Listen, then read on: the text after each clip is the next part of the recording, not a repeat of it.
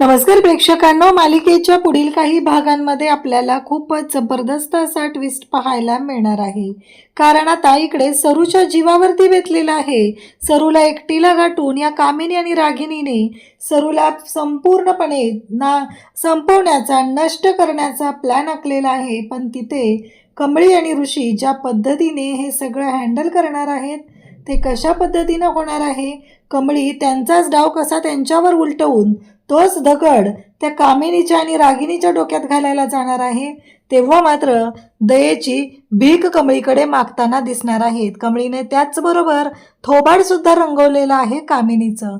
हे सगळं कशा पद्धतीने होणार आहे ते आपण आपल्या आजच्या या व्हिडिओमध्ये पाहणार आहोत. त्यासाठी व्हिडिओ शेवटपर्यंत पहा. त्याचबरोबर चॅनलवरती नवीन असाल तर चॅनलला नक्की सबस्क्राईब करा. इकडे आता गौरीनं ते जे लाल रंगाचं कापड आहे ते राजांनी वरून टाकलंय. याचाच अर्थ की ह्यांना माझा निरोप मिळालेला आहे, माझी चिठ्ठी मिळालेली आहे असं तिला वाटतं. आता हे सगळं जेव्हा तिला वाटतंय तेव्हा ती म्हणते की नाही, चला आता मग मंदिरात भेटायचं ठरलेलं असतं. मग मंदिरात येऊन ती थांबते, तेव्हा या दोघीही तिथे येतात आणि ते तिथं येऊन त्या गौरीकडे पाहतात. एका छोट्या मुलाकडे चिठ्ठी पाठवली जाते आणि त्या चिठ्ठीवरती लिहिलेलं असतं की मंदिराच्या मागच्या बाजूला ये. बिचाऱ्या गौरीला असं वाटतं की यांनी कोणी पाहू नये म्हणून मला असं सांगितलंय. मग मात्र गौरी म्हणते की चालेल. मग गौरी मंदिराच्या मागच्या बाजूला जाते. अजून कसं काय आले नाहीत, अजून कसं आले नाहीत याचा विचार करत असते. आणि नेमकं त्याच वेळेस तिथे आता गौरी म्हणते काय झालं असेल, आणि पाहते तर काय, समोरून ही कामिनी रागिणी म्हणजे ज्या दिशेला गौरी वळण्याचा प्रयत्न करेल त्या दिशेला एक व्यक्ती उभा केलेली असते. आता मात्र कामिनी आणि रागिणी या दोघींनी गौरीच्या आता नाकी न आणलेले असतात. कमळी एवढी दणकट आहे, एवढी हुशार आहे, पण त्या विरुद्ध पूर्ण ही गौरी आहे.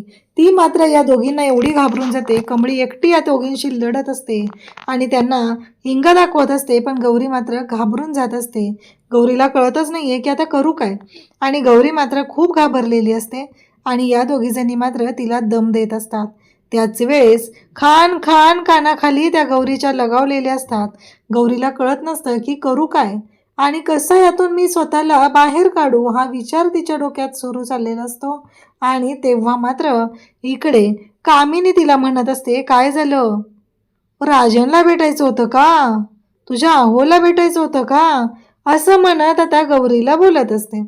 आणि त्याच वेळी इकडून रागिनी सुद्धा तिचा हात पिरगळत असते. आता सगळं गौरीच्या लक्षात आलेलं असतं. नेमकी ती चिठ्ठी या दोघींच्या हाती लागलेली आहे आणि या दोघींनी हा सगळा डाव साधलेला आहे, ही गोष्ट लक्षात आलेली असते. आणि आता मात्र गौरीला या सगळ्यातून स्वतःला वाचवत बाहेर पडायचं असतं. त्यानंतर इकडे पाहायला मिळतं ते म्हणजेच आता गौरी स्वतःला वाचवण्यासाठी प्रयत्न करत असते, पण कामिनी किती नालायक आहे ते तर आपल्याला माहितीच आहे. आणि त्याचबरोबर गौरीला मात्र त्या तिथून हलूच देत नसतात. गौरीला खाली पाडलं जातं आणि गौरीच्या अंगावर जाऊन जातात. इकडे मात्र वेगळीच गोष्ट घडत असते. नयनताराचं एक वेगळंच सुरू आहे. तिला फक्त एवढंच वाटतंय की माझ्या ऋषीची आणि अनामिकाची जोडी किती छान आहे, माझा ऋषी किती छान आहे, अनामिका किती छान आहे, असं सारखं सारखं ती त्या कमळीला सांगत असते. तेव्हा मात्र इकडे कामिनीने खड्डा सुद्धा खणलेला असतो. कमळीला इकडे वाईट वाटत असतं की हे सगळं काय घडतंय, या सगळ्यातून मी कसा मार्ग काढणार आहे. आणि कमळी त्याच गोष्टींचा विचार करत असते. कमळीला ॲक्च्युली ऋषीचं लग्न जमतं याचं वाईट वाटत नसतं, पण वारंवार कमळीवरती आरोप केले जात असतात, या गोष्टीचं कमळीला वाईट वाटत असतं.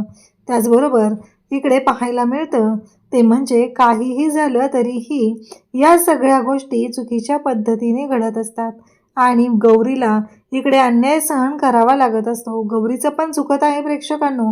किती दिवस असं तोंड बंद करून बसणार आहे, तिला जराही वाटत नाहीये का आपण आवाज उठवला पाहिजे, अन्यायाविरुद्ध लढलं पाहिजे, तिला ते वाटतच नसतं. आणि नेमकं इकडे अन्नपूर्णा येते आणि त्याचबरोबर इकडे नयनतारा म्हणते की ऋषी तू अनामिकाला घेऊन मंदिरात जा, तिला आपल्या इथलं मंदिर फिरवून दाखव. तेव्हा इकडे ऋषी म्हणतो की हो. अनामिका म्हणते की कमळी तू पण चल आमच्यासोबत, असं म्हणत अनामिका सुद्धा या दोघांच्या सोबत आता निघालेली असते. त्याचबरोबर इकडे पाहायला मिळतं ते म्हणजे अनामिका त्याचबरोबर ऋषी मंदिराकडे येत असतात आणि जेव्हा ते मंदिराकडे येत आहेत तेव्हा मात्र एक गोष्ट घडत असते ज्याचा विचारही केलेला नसतो. कमळीचं अचानक लक्ष जातं आणि कमळी म्हणू लागते की नाही, काहीतरी अशी गोष्ट घडते की ज्याचा विचारही केलेला नव्हता. आणि इकडे अनामिका, कमळी आणि ऋषी निघालेले असतात आणि नेमकं त्याच वेळेस आता इकडे ऋषीचं लक्ष जातं, कमळीचं लक्ष जातं आणि त्या धावत जातात, कारण एका व्यक्तीलाच गरज असते आणि ती व्यक्ती तिथं मरणाच्या दारात आहे आणि ऋषी कमळी धावत गेलेले आहेत. अनामिकाला सुरुवातीला काहीच कळलेलं नसतं. मग अनामिकासुद्धा त्यांच्या पाठीमागून जाते. तर इकडे कमळीच्या लक्षात येतं तिथे एक बाई पडलेली आहे आणि ही कामिनी मारते. आणि मग कमळी कामिनीचा हात तसाच पकडते, तिच्या हातातला दगड तसाच फेकून देते आणि खांदीशी कामिनीच्या एक लगावते. त्या क्षणी कामिनी खाली पडते. इकडून रागिनी तिच्याकडे येते आणि तिला म्हणू लागते की हे सगळं काय चाललंय. तेव्हा रागिनीलाही ती ढकलते आणि कामिनीच्या हातातनं जो दगड पडलेला असतो तो दगड आता ती उचलून घेते आणि म्हणते की आता तुमच्या डोक्यात मारणार आहे. तोपर्यंत ऋषी तिथे पोचलेला असतो. ऋषीने त्याच्या साधना मावशींना उचलून बाजूला गेलेलं असतं. कमळी तिथे येते आणि कमळी म्हणते काय झालं मावशी. तेव्हा ऋषी म्हणतो अगं कमळी बघ, ह्या साधना मावशी आहेत. आणि कमळी मात्र त्यांच्याकडे पाहते तेव्हा आई अशी हाक मारते. इकडे कामिनी रागिणीच्या तर मुसक्या आवडलेल्या असतात, पण ऋषीने आणखी एक गोष्ट जबरदस्त अशी केलेली असते ज्याचा विचारही केलेला नसतो.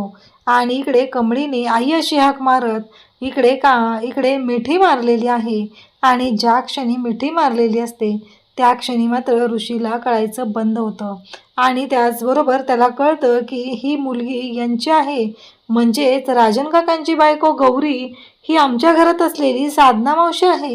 हे सत्य आता ऋषीच्या समोर आलेलं असतं. अनामिका म्हणत असते काय झालंय ऋषी, नक्की काही प्रॉब्लेम तर नाही आहे ना. तेव्हा मात्र ऋषी म्हणत असतो की नाही, तसं काही प्रॉब्लेम वगैरे नाही आहे. आणि आता ऋषीला सुद्धा काळजी वाटायला लागलेली असते की काय झालेलं असणार आहे, नक्की काय घडलं असेल, असे अनेक प्रश्न त्याच्या समोर असतात आणि तो मात्र विचार करत असतो. आणि तेव्हा मात्र इकडे अनामिका त्याचबरोबर ऋषी दोघंही तिथं आहेत. कमळीचं सत्य समोर आलेलं आहे, पण साधना मावशी आमच्या घरात का राहतात, राजन काकांची ती बायको आहे. राजन काका एवढे चांगले आहेत, अन्नपूर्णा आजी एवढे चांगले आहेत, तर त्या का जात नाहीत. तर इकडे आता गौरी कमळीला सांगायला सुरुवात करते की कमळी मला माफ कर, मी इथं असून तुझ्यापर्यंत पोहोचू शकलो नाही, त्याचं कारण म्हणजे ही बाई. आजही मी त्यांच्यापर्यंत पोहोचण्याचा प्रयत्न करत होते, मी त्यांना एक चिठ्ठी पाठवलेली होते आणि तरीही आजही तशाच पद्धतीने गोष्टी घडलेल्या आहेत. आजही मला कळत नाही आहे की हे सगळं काय झालेलं आहे. या कामिनीला ती चिठ्ठी कशी मिळाली तेच मला माहिती नाही आहे आणि ही कामिनी तर आज मला जिवे मारून टाकणार होती, असं इकडे गौरी कमळीला आणि ऋषीला सांगत असते.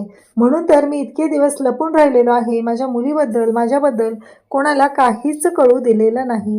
हे ऐकल्यानंतर ऋषी, कमळी, अनामिका या दोघांनाही धक्का बसलेला असतो.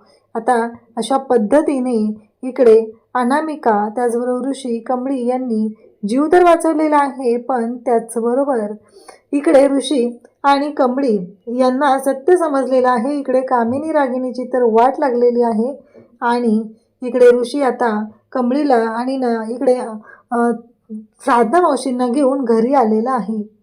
त्यावेळी साधना मावशी शांतच असतात, त्या काहीच बोलत नाहीत. त्यांच्या डोक्यात मात्र एकच गोष्ट सुरू आहे आणि ती म्हणजे काहीही झालं तरीही आपण शांत राहायचं नाही, एवढंच त्यांच्या डोक्यात चाललेलं आहे. अशाच अपडेटसाठी चॅनलशी कनेक्ट राहा. थँक्यू.